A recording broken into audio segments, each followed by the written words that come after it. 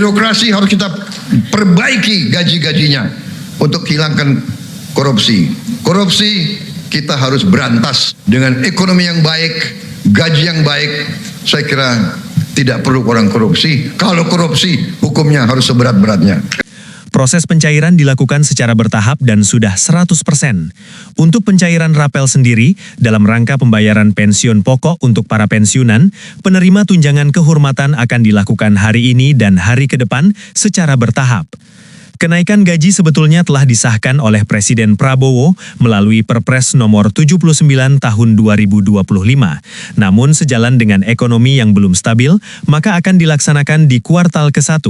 Jika melihat kalender sekarang sudah akhir Maret. Pada tahun 2026, pemerintah kembali menyalurkan THR bagi pensiunan aparatur sipil negara, ASN, termasuk pensiunan PNS, TNI, dan Polri. Proses pencairan dilakukan secara bertahap dan sudah 100%. Untuk pencairan rapel sendiri, dalam rangka pembayaran pensiun pokok untuk para pensiunan, penerima tunjangan kehormatan akan dilakukan hari ini dan hari ke depan secara bertahap. Kenaikan gaji sebetulnya telah disahkan oleh Presiden Prabowo melalui Perpres nomor 79 tahun 2025. Namun sejalan dengan ekonomi yang belum stabil, maka akan dilaksanakan di kuartal ke-1. Jika melihat kalender sekarang sudah akhir Maret. Saudara-saudaraku sekalian, para pahlawan tanpa tanda jasa yang telah mengabdi untuk negeri, para pensiunan ASN, TNI, Polri, dan juga para keluarga yang setia mendampingi. Bagaimana kabar kalian hari ini? Semoga semuanya dalam keadaan sehat, tenang, dan selalu dilimpahkan keberkahan oleh Allah Subhanahu wa Ta'ala. Saya ingin memulai obrolan kita kali ini dengan sebuah pertanyaan sederhana, tapi mungkin jawabannya cukup kompleks. Pernahkah kalian merasa resah ketika mendengar sebuah kabar baik tapi belum ada kejelasan? Lebih-lebih jika kabar itu menyangkut hak kita, hak bapak dan ibu sekalian sebagai pensiunan. Hari ini mari kita bicara dari hati ke hati. Bukan sekadar menyampaikan informasi, tapi kita akan bedah bersama, kita selami bersama satu topik yang sedang hangat diperbincangkan. Rapel gaji pensiunan yang dikabarkan cair. Ada harapan yang mulai tumbuh, ada kelegaan yang membayang, apalagi jika mengingat Lebaran momen fitri yang penuh berkah di mana kebutuhan pasti membengkak. Kue kering, pakaian baru untuk cucu, amplop untuk sanak saudara, dan tentunya biaya mudik yang tidak sedikit. Namun, saudaraku, disinilah letak tantangannya. Di tengah harapan yang menggebu-gebu, kita harus bisa memisahkan mana kabar yang berdasarkan fakta dan mana kabar yang baru sebatas isu. Jangan sampai karena terlalu bersemangat, kita justru terperosok dalam kekecewaan yang dalam jika kenyataannya berbeda. Ingatkah kita pepatah lama pandai-pandai membawa diri, di mana bumi dipijak, di situ langit dijunjung. Dalam konteks ini, bumi yang kita pijak adalah aturan dan prosedur resmi. Langit yang kita junjung adalah keputusan pemerintah yang berdaulat.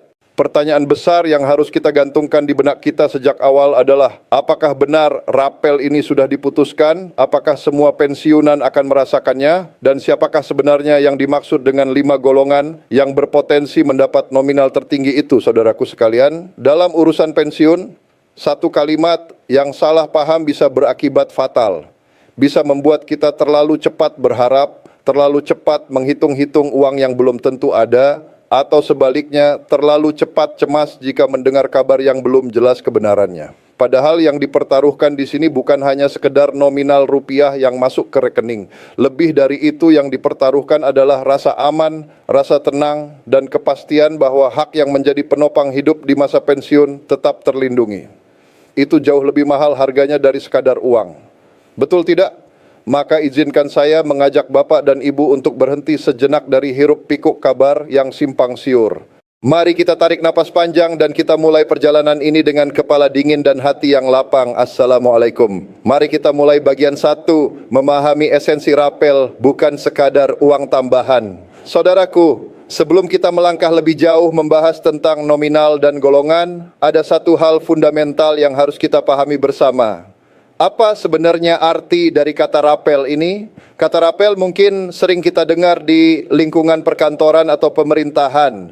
Namun dalam konteks pensiunan, kata ini memiliki bobot yang sangat berat. Rapel bukanlah bonus, bukan hadiah, dan bukan pula uang saku tambahan dari negara. Rapel adalah hak yang tertunda. Ya, Anda tidak salah baca, rapel adalah selisih pembayaran yang seharusnya sudah diterima oleh pensiunan sejak tanggal ditetapkannya suatu kebijakan. Namun karena satu dan lain hal, pembayarannya baru bisa direalisasikan di kemudian hari. Bayangkan ini seperti saat kita menjual tanah, kita sudah sepakat harga R juta, tapi pembayarannya baru diberikan EE bulan depan. Lalu karena suatu peraturan harga tanah itu naik menjadi 110 juta bulan ini, maka pembayaran bulan depan haruslah 10 juta karena itulah harga yang berlaku. Namun jika yang dibayar tetap juta, maka di bulan depannya lagi kita berhak menerima kekurangan 10 juta itu yang disebut sebagai rapel. Dalam konteks pensiunan, ketika pemerintah memutuskan untuk menaikkan gaji atau menyesuaikan penghasilan, maka kenaikan itu berlaku surut sejak tanggal ditetapkan. Nah, selisih antara gaji lama dan gaji baru selama periode itulah yang disebut rapel. Jadi pahami baik-baik, rapel bukan uang baru, bukan rezeki nomplok. Rapel adalah hak bapak dan ibu yang memang sudah menjadi milik bapak dan ibu, namun baru dibayarkan kemudian. Mengapa ini penting? Karena pemahaman ini akan membentengi kita dari kekecewaan. Jika rapel ini benar-benar cair, maka itu adalah hak kita. Jika belum cair, maka hak kita masih disimpan dan akan diberikan saat waktunya tiba selama tidak ada kendala.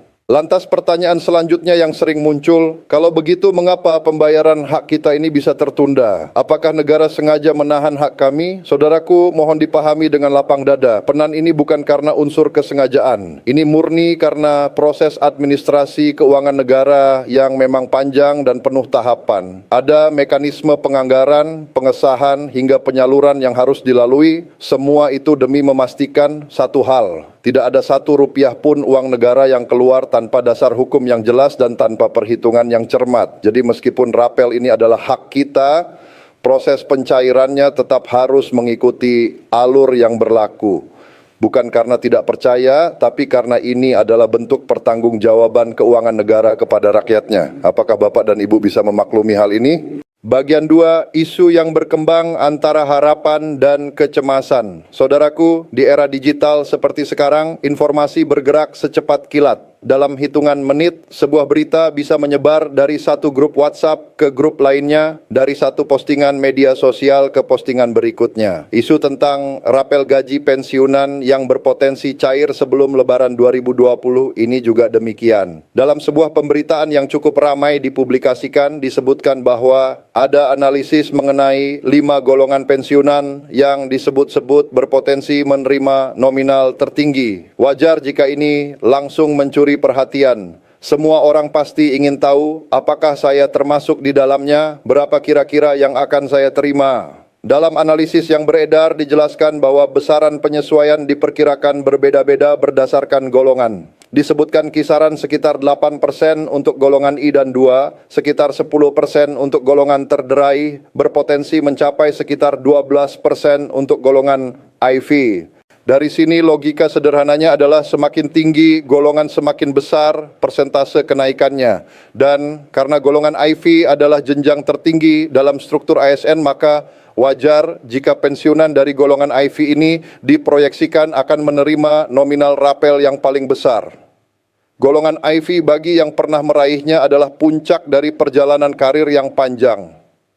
Mereka yang pensiun dari golongan ini biasanya pernah memegang tanggung jawab besar, memiliki masa kerja yang panjang, dan tentunya memiliki dasar penghasilan yang lebih tinggi.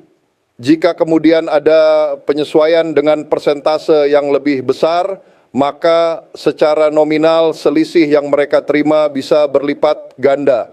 Nah, sekarang pertanyaan saya, apakah Bapak dan Ibu termasuk dalam salah satu golongan yang disebutkan? Apakah Bapak dan Ibu mulai membayangkan angka-angka yang mungkin akan masuk ke rekening? Saudaraku, berhenti dulu, tarik napas. Saya harus mengingatkan, dan ini sangat penting, analisis, tetaplah analisis. Ia adalah sebuah perkiraan, sebuah proyeksi, bukan keputusan final. Dalam analisis, kita bisa memasukkan berbagai variabel, membuat asumsi, dan menarik kesimpulan. Namun dalam kebijakan pemerintah ada banyak faktor lain yang bisa mempengaruhi. Bisa jadi formula yang digunakan berbeda. Bisa jadi ada pertimbangan keadilan yang membuat persentasenya tidak sama persis dengan perkiraan. Bisa juga ada kebijakan lain yang mempengaruhi besaran akhir yang diterima. Maka sikap yang paling bijak adalah jadikan analisis ini sebagai pengingat, sebagai bahan diskusi. Tapi jangan pernah jadikan sebagai patokan final. Jangan sampai kita sudah membagi-bagi uang yang belum ada di tangan. Jangan sampai kita berhutang dengan tetangga karena yakin rapel akan cair. Setuju? Bagian 3.